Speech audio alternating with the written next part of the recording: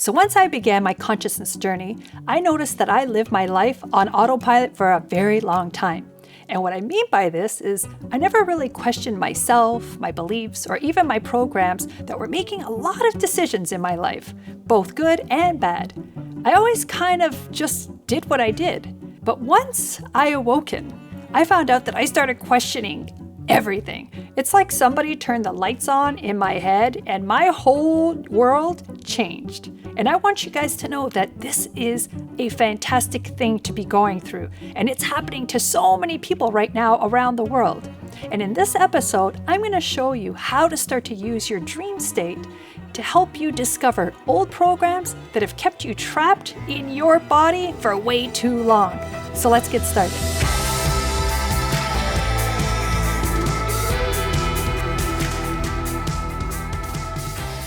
Here's your reminder to hit that subscribe button, wherever it is. And if you guys like these videos, come on over to marisagreco.com for tons of easy tips to help you unlock your programs so that you can tap into your superpowers and apply them in your life.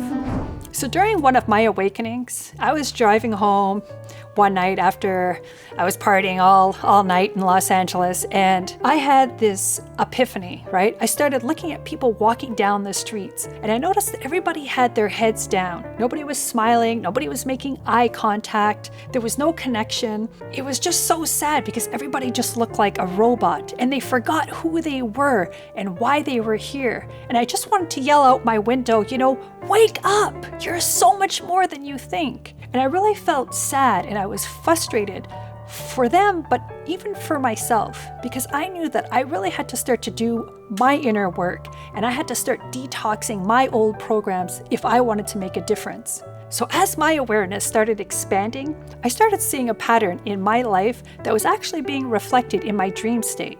Okay, hear me out. I noticed that when I was dreaming, I simply believed everything around me was happening to me. It was real. I just believe it. I didn't question it. I didn't question my dreams. I believed that the dream world was in total control of everything I was doing and everything I was experiencing. I would have those split seconds where things didn't seem right.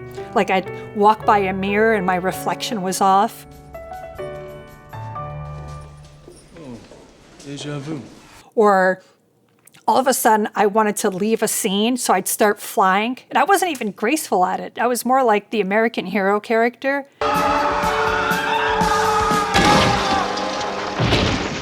But then the minute I kind of questioned it, my dream state just got stronger, and I just accepted it as my reality, right? It was just happening to me. I didn't think that I had the power to shift it.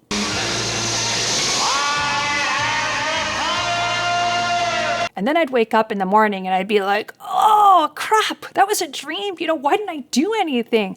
Why didn't I stick up for myself? Or why didn't I take a chance in that relationship? And the biggest one was, why didn't I go lucid? Now, being lucid means waking up in your dream and being aware that you're actually dreaming. The cool thing is here, you control everything without any consequences. So as a married woman, what I did, right? Oh, you don't? Okay, never mind. But anyways, for that split second, I knew that I was dreaming because things didn't make sense. But instead of waking up, I just fell back into that trance and I believed and reacted to everything around me, just like a robot, right? So I realized the same thing happens in my life. First, I get a glimpse of who I truly am, what I truly feel like, and then life in the third dimension takes me over with those limited thoughts, those old programs, and I'm back to square one, feeling powerless and out of control. And then I simply walk around reacting to what's happening to me, just like I do in my dream state, forgetting that me, have the power to change it, that it's all within me. The thoughts I keep thinking is creating the emotions that I keep feeling, and my emotions are attracting what I keep thinking. So in that moment, I decided I'm going to try something new. I'm going to try something to help me get out of this loop that I really felt trapped in. And this is what I did. Now when I go to sleep at night, sleep, not the other stuff. This is what I do. I ask the universe, what would I like to see and experience, any of those subconscious programs that are currently running my life? And then I simply fall asleep. And in the morning when I wake up, the first thing I do is go over how I feel. Now, this is a quick scan of my body and my thoughts because everything is still fresh from the dream state. So I hold on to the frequency of my dream by remembering key experiences that stand out. Then I automatically ask these questions. Where in my body am I holding on to these feelings? Again, I do a quick scan to get that answer. Did I get caught up in the drama? Did this storyline just drag me along? If so, what did I learn, right? Did I become obsessed with an object or a person? And then how did that feel? This is a big one for me.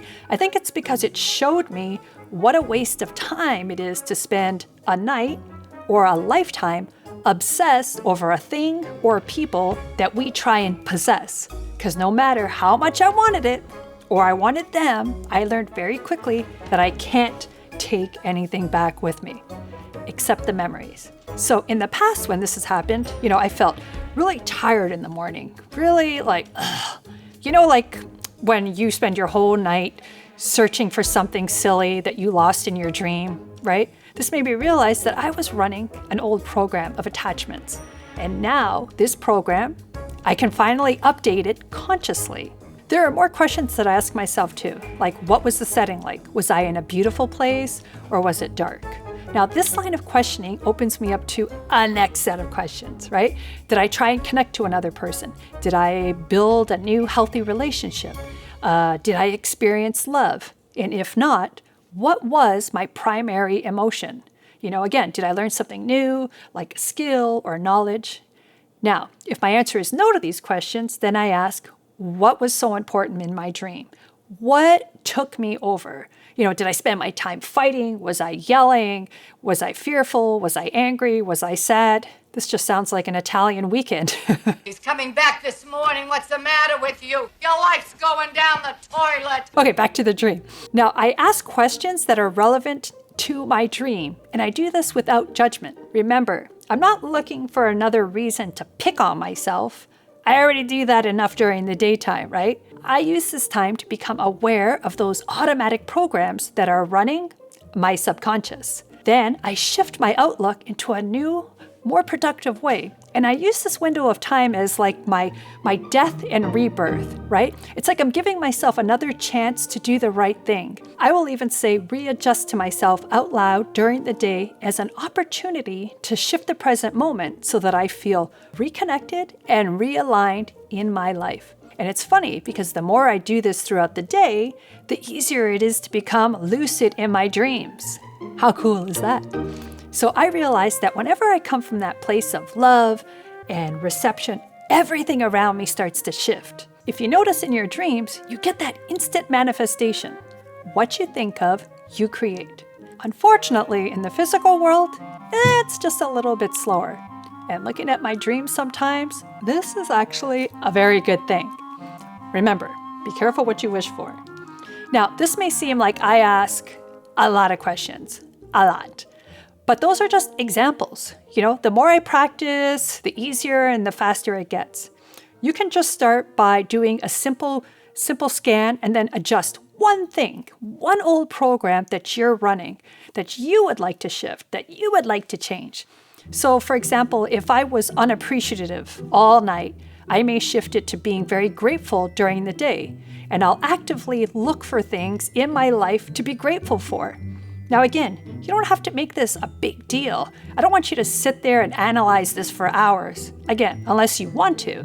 I know if I had to write down all of these questions and analyze it, I would never do it.